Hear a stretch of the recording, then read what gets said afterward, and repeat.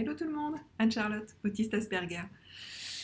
Il fait beau, c'est formidable, j'ai la pêche, j'ai bu énormément de café, certainement beaucoup trop. Donc on va parler sémantique, encore une fois. On va revenir sur l'importance du vocabulaire, l'importance des mots quand on qualifie quelque chose. Et bien sûr, on va parler autisme. Peut-on arrêter de dire des choses comme autiste léger? C'est vrai, vu de l'extérieur, certaines formes d'autisme peuvent paraître plus légère. Si on compare un autiste Asperger, un autiste parlant, à un autiste de Kenner, à un autiste prototypique, effectivement, on voit une différence. Et on aurait tendance à penser qu'un autiste Asperger ou un autiste de haut niveau, aussi on appelle ça, est un autiste plus léger. On va donc revenir sur ces adjectifs qu'on a tendance à coller au mot autiste ou autisme, peu importe. Et finalement, cette réflexion, ce jugement, vient d'une observation complètement extérieure, totalement extérieure, et qui se fait en général relativement à ce qu'on connaît mieux, c'est-à-dire une personne typique, une personne dans la norme. Donc vous avez d'un côté un autiste parlant, vous avez de l'autre côté un autiste qui ne va pas parler, et on compare toutes ces personnes, tous ces individus, à une personne dans la norme, une personne moyenne. Oh, le vilain mot. Bon, je vais utiliser plein de vilains mots dans cette vidéo, soyez prévenus. Mais personne n'est dans la tête d'un autiste que l'on va juger léger ou pas léger. Personne n'est capable de juger les efforts qu'un autiste doit produire pour vivre ou pour survivre à telle ou telle situation. Comment il va devoir ajuster sa réponse euh, émotionnelle, sa réponse sensorielle, et comment il va être capable de communiquer tout ça aux autres protagonistes de cette même situation. Pour rappel, dans le cerveau d'une personne autiste, les zones qui sont utilisées pour traiter les stimuli extérieurs sont différentes. C'est ce qu'on appelle une anomalie. Oh, encore un vilain mot, je vous avais prévenu. Donc c'est une anomalie par rapport à un cerveau typique. Mais une anomalie, ça ne veut pas dire qu'il y a déficit. En fait, les neurones qui bossent dans ces zones-là sont réalloués à d'autres fonctions. C'est pas une histoire de c'est atrophié ou c'est inutilisé. Non, non, non, non, non, c'est bien utilisé, mais pour faire autre chose, tout simplement. Et ce sont d'autres capacités qui vont se développer dans le cerveau de la personne autiste. Il y a d'ailleurs un excellent article de Mélanie Ouimet sur la plasticité cérébrale.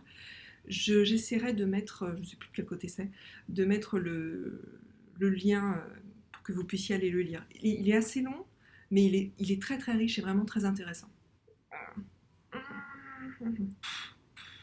Mais quoi qu'il en soit, même si à l'arrivée on se retrouve avec des individus qui ont des capacités cérébrales qui leur sont propres, qui sont uniques et qui ont de la valeur, ces capacités différentes ont une certaine valeur, ça n'empêche que malgré tout ces individus évoluent dans une société, dans un contexte qui va leur demander de faire des efforts en permanence. Parce que finalement on vit dans une société qui est absolument adaptée au plus grand nombre, hein. Quelque part c'est assez normal.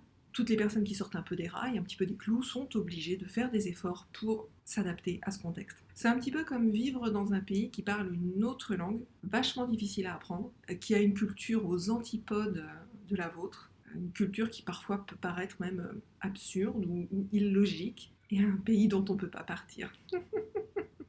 Alors, je rappelle bien sûr que ce n'est que mon avis, mon point de vue, depuis ma lucarne, parce que je pense que je vais ulcérer vraiment un paquet de monde.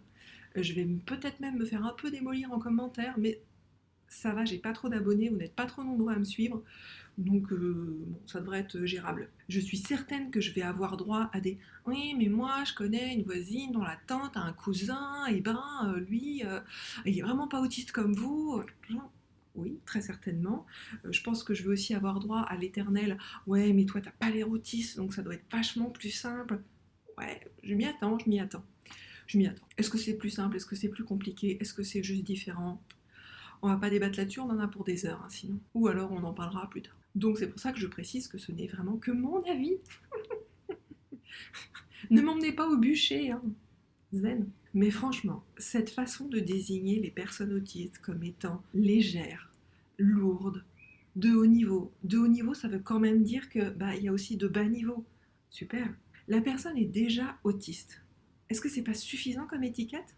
Est-ce qu'il faut vraiment rajouter un truc encore derrière? Et finalement, cette hiérarchie, ça dépend beaucoup de l'échelle de valeur que l'on utilise pour juger la personne. On va tous avoir une échelle différente. Si je prends mon point de vue d'individu, à moi, avec mes propres filtres, ma vision du monde, je me sens pas forcément autant en difficulté que certains. J'arrive à m'adapter au monde. Ça me demande des efforts, bien sûr, ça me pompe une énergie de malade, mais c'est faisable. Mais si je vire tous mes filtres, tous mes préjugés, et que je me penche sur la question de la façon la plus neutre possible, je me dis qu'un autiste qui nous paraît en difficulté, que certains vont qualifier de lourd, de bas niveau, encore des vilains mots, hein, vous avez vu, il y en a quand même vachement là. Mais en fait, il est peut-être hyper heureux dans sa tête.